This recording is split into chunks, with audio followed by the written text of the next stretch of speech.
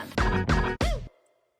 So imagine this. You just poured your heart and your soul into something. Maybe it was a speech, a performance, a project.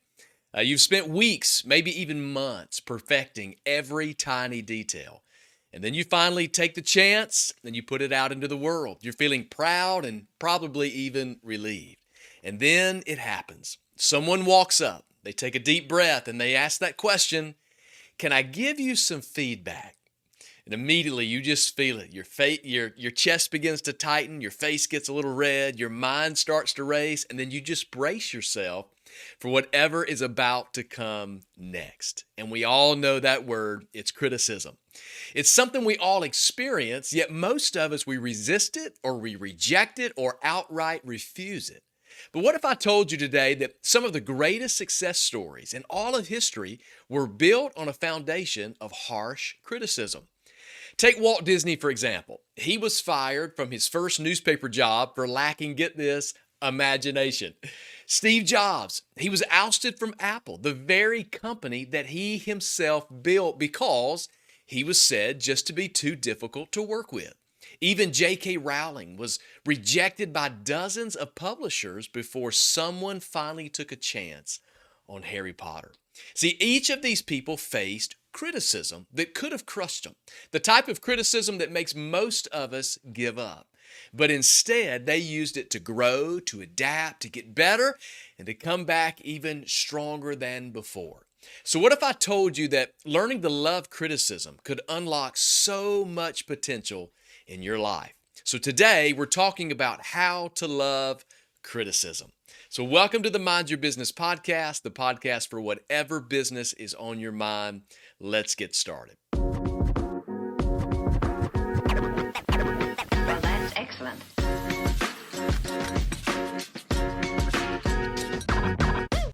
Well, thanks so much for joining me for another episode of the Mind Your Business podcast. As always, if this brings value to your life, do me a quick favor. Please like, subscribe, share this with others. It would be amazing if you would leave a review wherever you listen to your favorite podcast. This just helps me to add value to as many people as possible. So let me ask you a question. Let's dive in. How do you feel when someone criticizes you? Do you feel embarrassed, hurt, a little defensive? We've all been there, don't worry. You're not alone. Research shows that there are some just universal reasons that we all feel why most of us would struggle with criticism. And I want to give you just three reasons that you may be, the reasons that you may not be responding to criticism very well, because we all experience it. First, we just get embarrassed. When someone points out a flaw or a mistake that we have made, it just makes us feel like there's a spotlight shining on our imperfections. We feel like there's something maybe wrong with us. Naturally, no one wants to highlight their shortcomings. No one wants to highlight their failures in front of the entire world.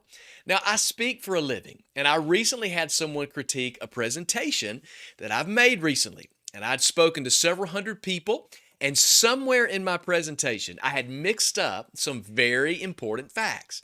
Now, the principle and the point still applied, but it was just delivered incorrectly. I just missed it. In the midst of all the communication, I just got part of the details crossed. Now, when this person told me that I had gotten it wrong, it was so embarrassing. I thought, how in the world could I have mixed that up? I knew, but I just got it mixed up. But I'm glad I was critiqued. I'm glad I was critiqued because it will continue to help me grow. It'll continue to help me get better. And the next time, I will certainly be cautious and a lot more intentional so that the details don't get lost, even in the big picture. And isn't that all of our desire, is just to grow? I hope that's all of our goal, is to grow and to get better, to continue growing, to continue getting better. And even though it was embarrassing, it was beneficial. So we just get embarrassed and we try to resist the critique. And then we have an emotional side. Our feelings get hurt. Even the most well-intended constructive criticism can still sting if it's not delivered well. Now, many people would say that they don't care what others think, but I believe that is a myth to a degree, even in healthy ways. We are all aware and we're concerned about what other people think about us. I talk a little bit about that in season 2, episode 2, in our discussion about comparison. So if you missed it, I think you ought to go back and it'll help you with that as well. So our feelings can often get hurt just because we don't always understand the motivation or the heart behind the criticism. We don't know why they're trying to offer their input into what we've done. See, we don't know if the person is delivering it trying to be helpful or if they're trying to be hurtful. Usually there's a lack of relationship, and when there's a lack of relationship, there's a lack of trust. And this is certainly common, I think, in the workplace. We can't receive criticism from those who are above us because more than not, come on, they usually just treat us like we're hired hands instead of a valuable member of a team. And then let's not forget the third thing I would mention here. I think the reason we resist criticism is because of intimidation. We're just intimidated, especially if the person giving the feedback is your superior, or if they're more experienced in something or gifted at something that you're doing. One of the greatest things that you can do to develop professionally and even personally is surround yourself with great people. If you want to be great, you have to be surrounded by great people, because I believe this is how you learn and you grow the most, by watching those who are ahead of you. However, this can be intimidating. You put yourself in a very vulnerable place. When you surround yourself with people who are more skilled or maybe they're more advanced, you just have to humble yourself in order to grow. So naturally, when you open yourself up that way, when you open yourself up for criticism, it can be intimidating. But what's really interesting about criticism is what happens in our bodies and in our minds. Physically, things begin to take place. As soon as someone brings that criticism, when they say, can I just offer you some advice, or can I just mention something that you did? Our shoulders begin to tighten a little bit. Our breathing gets shallow. And then in our brain, there's alarm bells that just start to go off. See, criticism triggers that fight or flight response. Psychologically, our minds begin to race. It just begins trying to defend itself. You put up this mental shield, you start mounting these counterattacks, or worse, you just begin to shut down. In fact, our ego becomes so defensive that it filters even what we hear. That means we're not even receiving the full feedback that's been offered to us. So think about that for just a second. How often do you stop listening when someone critiques you?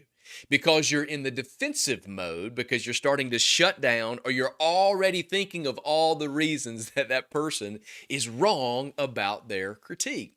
Now, I know what you're thinking. Criticism is uncomfortable and is painful. So how in the world could I love it? How am I supposed to be desiring it? And the answer is that because if you don't have it, without it, we will never grow. Let me repeat that. Without criticism, we will never grow. I feel like for most of us, that statement feels like a punch in the gut. It's not what we want to hear. What we want is an easier path to growth. But we all recognize growth isn't easy. Now, I do want to acknowledge the difference in positive and negative criticism. Before we get any deeper, I do want to acknowledge, because we've all experienced it, there is a difference in positive and negative criticism. Some people are just trying to be critical without being constructive. I actually think you can still learn from those negative experiences as well. But today, I want to be leaning into the constructive form. The question is, how do you find it? Well, there's a term and a concept that I want to introduce you to, and it's going to be the complete opposite of what you probably think I'm going to say, but I call it a challenge crew. So let me ask you this. How many of you have a support network? That's the kind of network that most of us, we like to keep around us. It's a support network of people who they cheer us, they encourage us, they reassure us. You can do it, you're great, you're going to make it. Ultimately, they make us feel good. And hey, that's important. We all need cheerleaders. But if you really want to grow, that's going to come from what I call a challenge network or a challenge crew. These are people who not only cheer you, but they also challenge you. They don't just tell you what you want to hear, but they tell you what you need to hear. Let me give you an example. Let's take a professional high diver. He's in a competition. He climbs high to the ladder. He's been practicing. He's put in the work, and this is his moment. And he steps out to the end of the board and he jumps high in the air and he is twisting and he is turning all the way until he enters the water. And he swims back to the top and he is confident. He just knows he has just killed that dive. He did it with absolute perfection. And then begins to turn his body. He looks over toward the judges, and what he sees are imperfect scores. He expected all tens, and he got sevens, eights, and nines. And he climbs out of the water, and he says, I don't know what dive they were looking at, but they're all wrong. And then he says, I demand to see a replay. So this diver, he gets the replay, he watches it, and when he sees himself from a different angle, from another perspective, twisting and turning in the air, entering the water, he notices that his dive wasn't tight. His form wasn't just right.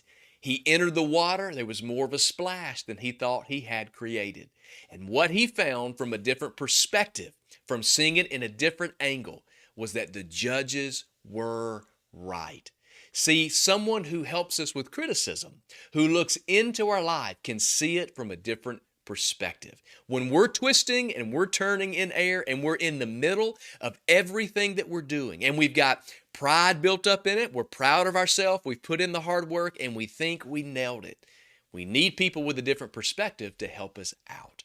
Now, I know this is uncomfortable. Truthfully, if you're still listening or you're watching this, you're ahead of the game, because I know some people, they've already abandoned us because they don't want to step out of their comfort zone in order to grow. So good for you for sticking around, for listening and watching. And I promise you, this type of growth and opening ourselves up, it will pay off. So the question is, how do we shift from dreading criticism to embracing it? Well, not only is it a challenge crew that's important, but ultimately, I want to help you create what I call a challenge culture. A challenge culture is a complete environment. It's an environment where criticism is a guest and not a visitor. Think about it. A visitor, when they show up to your house, they didn't tell you they were coming. They didn't give you time to prepare, to get things ready, to get the house cleaned up. They just showed up. You went to the door and you either didn't let them in or you were so upset that they just showed up unannounced. But a guest is someone who's been prepared for. You invited them over. You asked them into your home. You cleaned ahead of time. You prepared a nice meal. You did everything to welcome them in to your environment.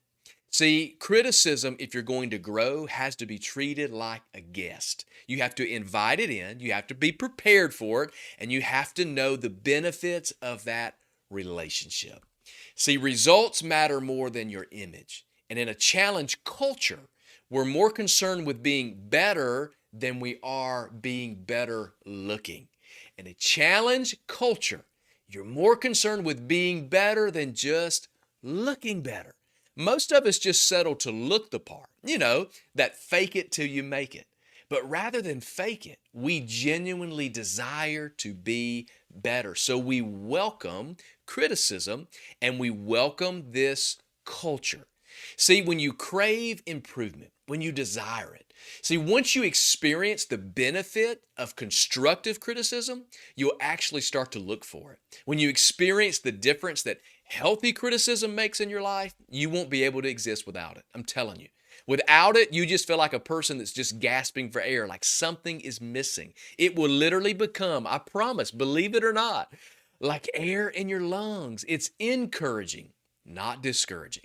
And I understand that this is not an easy transition. I understand that it's hard to open this up into our life, but it is worth it. I promise you. This mindset shift this year can help you unlock next level growth as a leader if you will open yourself up for it. So let's get practical here. We've talked about why we don't like criticism. We've talked about how we can surround ourselves with this whole crew and team of people, how we can create this culture, why we need it. But I want to offer you some principles of how we actually learn to love criticism. So let me offer you 3 key principles that I think you need in your life that will help you in this area. The first is to value growth. If you believe your abilities are fixed, that you're as good as you're going to get, and that you've already peaked in your growth, then you'll see criticism as a threat. You'll see someone trying to tell you something that's different than what you believe about yourself. But if you value growth and you have a growth mindset and you're always wanting to get better, you'll view feedback or criticism as an opportunity to improve. If you value growth, you'll welcome opportunities to learn, the challenges that come with it, and the hard work to exercise the knowledge that you get, and criticism that sharpens that experience. Remember, it's a mindset shift. Criticism isn't about who you are. Criticism is about who you can become. And when you welcome that, when you value that in your life, it changes everything. And then secondly, I would say you need to value failure. That's right, failure is important. We talk about that a lot on this podcast, the value of failing and what we can learn from it. Most of us dislike criticism because we hate failure. We spend all of our lives trying to avoid it. We don't want to fail and we don't want to be told that we failed. But here's the truth. Failure is a part of the process. If you're not failing, you're not trying hard enough. We have to embrace it and we have to learn from it. I talked about the value of failure on our last episode, actually. So if you missed it, I want you to go back and I want you to watch and listen to that because I believe it'll be helpful. But one thing that's worth repeating from that is that if someone makes a mistake and can learn and grow from it, then the mistake was worth it. That's what I think about failure. If someone can make a mistake and then learn and grow from it, then it was worth the mistake because over time, everyone gets better from the failures that we have learned from. So I want to encourage you here. Don't let the fear or the shame of failure be a barrier for inviting criticism into your life. When we value growth and failure, we have a greater opportunity of getting better. And then the third thing I would say here is you need to value humility. This is a leadership value, a personal and professional growth tool that we all need to lean into a little more. Value humility. The Bible says that pride comes before the fall, and I believe that is so true. But the opposite of pride is humility, and humility, I think, is the secret ingredient to accepting criticism. See, when you're humble, you stop trying to be right all the time. You become teachable. And that's where the magic begins to happen. As the saying goes, it's okay to admit that you do not know. I think it would be freeing for everyone just to repeat that. I don't know. See, it's freeing. You give opportunity to say, I've still got something to learn here. See, I believe that a posture of humility is one of the most important tools that you can have. Humility allows you to just let your guard down and learn. So be humble and watch yourself grow. So congratulations, you have now opened the door for criticism in your life. I'm proud of you. But what do you do with it, okay? So if this is the values that I have to have in my life in order to respond to criticism, what do we do with it? And I think that's a great question. So let me give you a simple 3-step process. And most of this you're going to want to go back, listen or watch again so you can digest it all. But let me give you 3 things, little steps here of what you can do to actually activate or use the criticism in your life. The first thing I would tell you is rate yourself. Rate yourself on the criticism that you have received. So let me explain. When someone gives you feedback, they are evaluating you. That's what criticism is. That's what feedback is. But how you respond determines if you're teachable. So your response to that criticism determines if it's going to be positive or negative for you, and it's up to you. After receiving criticism, just take a moment, reflect on it, and then ask yourself this question. Did I stay open or did I get defensive? Did I actually listen? And if you find yourself leaning into and growing from the critique, you've accomplished its purpose. But if you're resistant and you can only see how they are wrong in their assessment and that you're right and all the reasons why they missed it, well, you may need to try again. So just critique it. Go back and evaluate. How did I take the criticism? And then the second thing I would say is ask for feedback. This is where your challenge crew comes in. Remember the people that you surround yourself with? Go to people that you trust and ask for feedback. Share the criticism you received with someone you trust. Get their perspective. See, having someone else involved who will be honest with you, remember this challenge crew, it keeps you accountable. They know you, they know your strengths, and they know your weaknesses. And we all have that proverbial blind spot. You know, that area of your life that isn't clear to us, but it's clear to everyone else. That high dive, that twisting and turning in midair, and the other people are looking in, seeing what you can't see.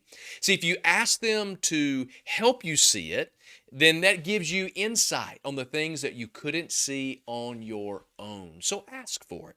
And then the third part of this is listen, thank them, and then apply it. Listen to what they say. Thank them for taking the time to invest in you, and then apply what they've said. Don't waste it. See, when someone takes the time to critique you, you need to be willing to listen. Even if you don't like it or if you don't agree with what they're saying, either way, you can still learn. Even if you think they're coming from a negative direction, if they're not coming from something that's positive, you can still learn. I was always told we were given 2 ears and 1 mouth for a reason. So when it comes to criticism, be willing to listen more than you talk. So if they're positive, then thank them for bringing it to you. If they're negative and you don't even think it's coming from a good place, well, still take it, let it sharpen you a little bit, because you can still learn something regardless of their intent. And then don't forget, thank them for it. Thank them for the critique. It's not always easy for someone to offer criticism. Think about it. You know something that someone doesn't know. You need to tell them, hey, you've got food stuck in your teeth. It's awkward, isn't it? It can be an awkward thing. Sometimes it's just intimidating to give it as much as it is to take it. So if someone has taken the time to step beyond that intimidation factor of their own, thank them, because they're willing to invest in your life to make you better. Then take action. The best way to show that you're willing to improve is to actually improve. It's amazing to me how many people are offered ways to improve, yet they continue to do the same thing over and over and over. If you want to get better, you have to be better. Do you get that? Come on, me too. If I want to be better, I've got to be better. I've got to put some work into it. I really do hope this is helping you. I know this is tough, but I hope this is growing you. We've discussed why we don't like criticism. We've discussed how to receive it, how to apply it. Now, I want to flip the script for just a second. What if you're the one giving criticism? I don't want to leave you out of this conversation either. If you're a leader and you're already doing this, maybe you've got this covered. But even if you're not a leader, I think you can still serve in someone's challenge crew, because we all need those people around us. So if you're leading, you got this down, great. Maybe some of these things will help you. If you're leading and you go, something's not right, I think I'm doing more harm than good, I think this is going to help you. And for all of us, as we help one another, let's get better together. So let me show you how to give criticism effectively. Number 1, state your intentions. Start by saying, I want to help. It's much easier to accept criticism when it comes from a place of care and support. So just simply let them know what your intent is, that your intent is to help. Your intent is for them to grow. Your intent is to sharpen their skills so that they can get better at doing what they do. So just state your intentions. Let them know, hey, I'm here not to hurt you, but I'm here to help you. The second thing, and I think this is important, is you need to avoid saying this phrase, don't take it personally. How many times have we offered critique and we have said that statement? Well, don't take it personally. Let's be real. We all take criticism personally because we care about what we do. When you say don't take it personally, you're basically minimizing their feelings and the pride of who they are and what it is that they do. Of course, we're going to take it personally. We care. Our emotions, our pride, our hard work is wrapped up in whatever it is that you're about to critique. If it's going to be a tough conversation, remember to state your intention and acknowledge that the criticism may be difficult to hear. Hey, I want to give you some feedback, and I know this is going to be difficult. None of us like to be critiqued, but I think this is going to help you. So it's going to be a tough conversation. Is it okay? Because I see an area that you could really grow and excel. Is it good for you if I share this information, if I give you this critique? Just ask for their permission. State what it is that you want to say. Let them know up front, and then just avoid saying things like, hey, don't take it personal. And then the third thing I would say is offer suggestions. Don't just bring the problem without solutions. I hate when people point out problems and have zero solutions. Remember this statement: criticism without solutions is just complaining. Criticism without any solution is just complaining.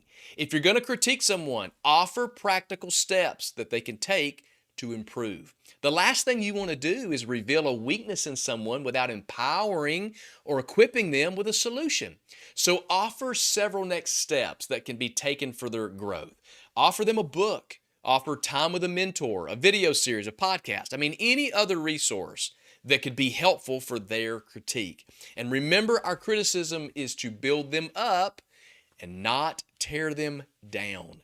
And then number 4, the last thing I would say here is just provide ongoing support. Don't just critique them and then walk away. Be there to help them. Help them implement whatever changes that they have to implement. Offer feedback along the way. Just the best way to prove that you care is to actually care. If you have told them that you want to help them, you want to see them grow, you want to see them get better, don't be the boss or the manager that comes by and just says everything that is wrong without offering any help, any construction, or ongoing support. Just be there for the journey to literally care for those people. So here's the bottom line. Criticism isn't something to fear.